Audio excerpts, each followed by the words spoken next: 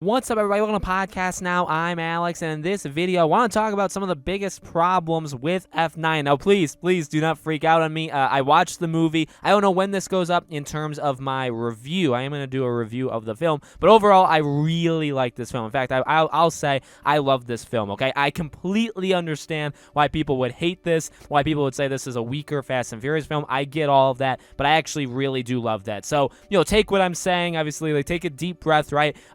And the thing is, I'm going to focus on some issues that you could say, well, don't think too hard because you're in Fast and Furious, right? It's hard to appeal to both sides of it or to please both sides of it, but we're just going to go right into it, okay? The first thing that stuck out, and I've mentioned this, I gave him his own video even, is Mr. Nobody, okay? Not necessarily the use of him. In fact, I really like the use of him, but in terms of not explaining at all where he's gone. Now, this could very well have been done on purpose to kind of leave it open-ended, and maybe they explain it later. Very, very possible. Honestly, very, very likely. But just the fact that they didn't really, they didn't say it, right? He was on the plane, he crashed. You'd think Jacob took him because that's kind of how it seemed. But at the same time, he wanted Dom and his group to find the plane, find the first half of the puzzle, and keep going from there, right? That was kind of his entire plan. And then Jacob, shows up at the warehouse with the rich, which honestly I don't even know what the rich guy's name is, so we'll just call him the rich guy, and Cipher. So he took Cipher, who was on the plane as well, because Mr. Nobody captured her,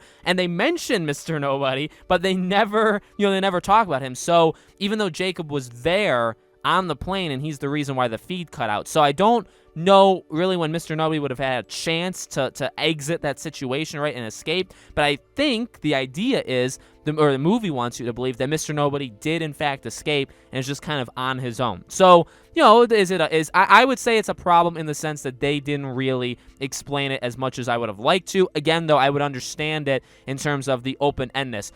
One thing that is very back and forth on me is the Han thing, okay? I like it in where Fast and Furious has gone and connecting Mr. Nobody to it and pretty much almost saying, how he escaped was simply because of magic. And I know, they said that as a joke in the way, but also in the believable way in where Fast and Furious has gone, that, Mr. Nobody is capable of a lot of different things. In the sense that, when Han was flipped, that was him, and he was about to die, but Mr. Nobody literally, in the flick, literally a snap of his fingers, like a Thanos snap, was able to get him out of the car crash in time. Or it was just like a decoy, which they kind of almost signal that it could have been. So I am a little bit confused onto that. And again, this is another one. The problems I have, some of the problems, maybe not all of them, some of the problems I have with this movie are, I understand because of where Fast and Furious is now,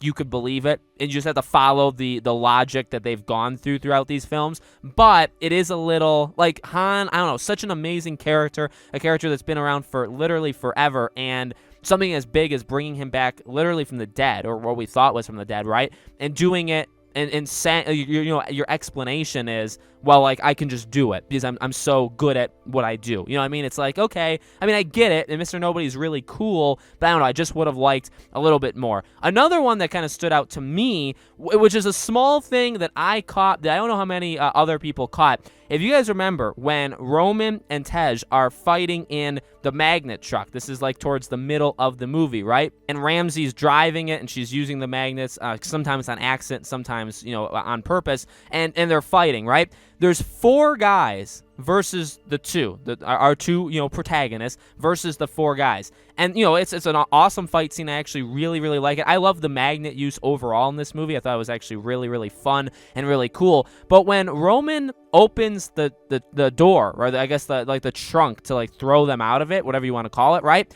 They only throw 2 out, and there is a shot of them in the car talking where it's almost angled at a way where you can see the rest of the truck, and there's nobody in there. So that's a small thing, but there were 4 people in there, four bad guys, and 2 were thrown out, and there were 0 left in the truck. So a little bit okay, if you're gonna do that, just add extra scenes where they throw the rest of them out of the truck, or give them only 2 people to fight. You know what I mean? It's like, that's a silly mistake. That's it's not nearly as bad as like the Star Wars The Throne Room fight where the guy literally lost his weapon when it was there one scene and then it's gone the next. That was pathetic, okay?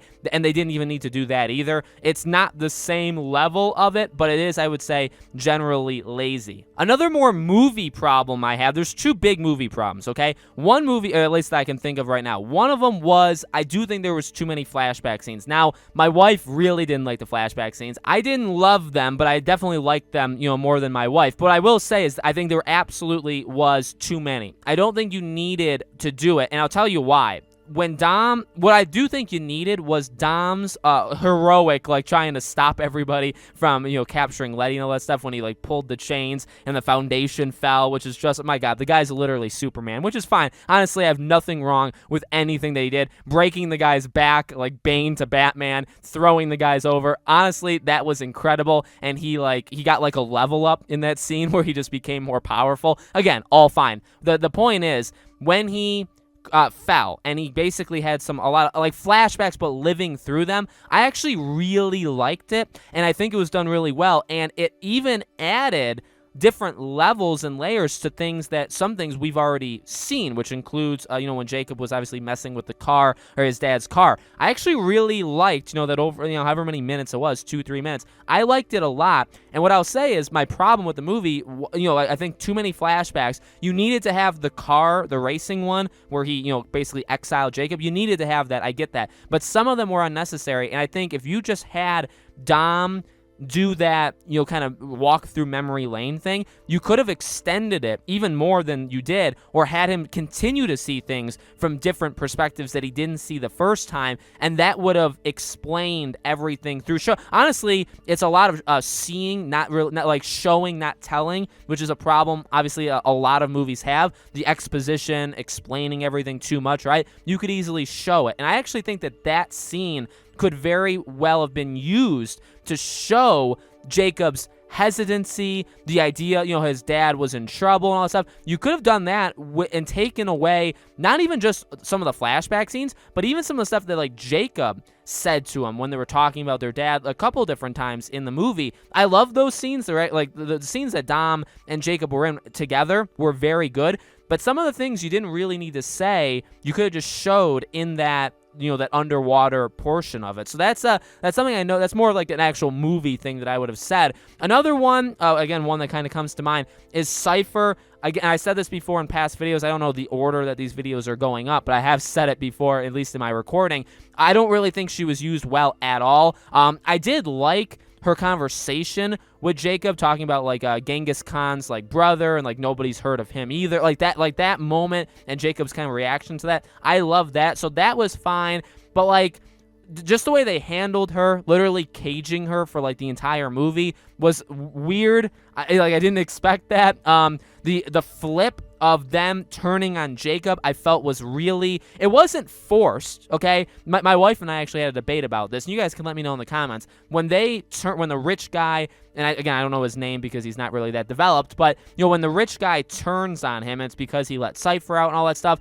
All of that stuff wasn't forced. It felt like it was going to happen. It's just, when it did happen, it felt like it was the wrong time. Like, I don't know about you guys, but, like, when Jacob went up to the truck and the guy's like, oh, there's something wrong up there, wink, wink, and then he went, and then, like, the really huge guy with the great teeth, he went up there. It's like, oh, wait, I like, thought this in my head. I was like, wait, you're turning on him now? Like, I did feel that Jacob was going to have a problem with Cipher, and that it would be him versus Cipher, and that's what would get him back on Dom's side. That throughout the entire movie, I thought that's what they were going to do. They kind of did that, but they did it through, like, turning a different way. So I just felt that was a little, again, it wasn't necessarily, well, I don't know, lazy's maybe a word, but it wasn't necessarily forced. Like, I did think it was going to happen, and obviously they're trying to build this thing where Cipher can manipulate people, obviously, but where she's manipulating the rich guy, they do build that, so it's not necessarily forced where it comes out of nowhere. It's just the timing of it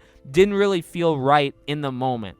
Now, I'm sure I'm missing things, small things like they showed a lot of this stuff in the trailer. They showed the ending of the film in the trailer, the barbecue and all that stuff. I really did not like that. I mean, I actually guessed that. I predicted that when the trailer came out. A lot of people did as well. I'm not a big fan of that. I'm sure there's things I'm missing, but those are some of the biggest things, in my opinion, that stuck out. Some things that make sense in the Fast and Furious world, but maybe, you could put a little bit more thought into it. Some things that I do think were movie problems and more, right? So let me know in the comments, guys, what do you think? What do you think about the things that I picked out? Do you guys have any things? Again, I guess you could come at me with like the movie's trash or garbage or Fast and Furious is garbage. I mean, I'm looking at this from a diehard fan who loves the movies, loves the newer movies a lot, and and can follow through and you have, obviously you have to let go of logic, but I still follow them through. This is coming from somebody like that, right? So let me know what you guys think. Make sure you guys are subscribed. Hit the bell icon so you guys know when all these videos go up. Hit the like button.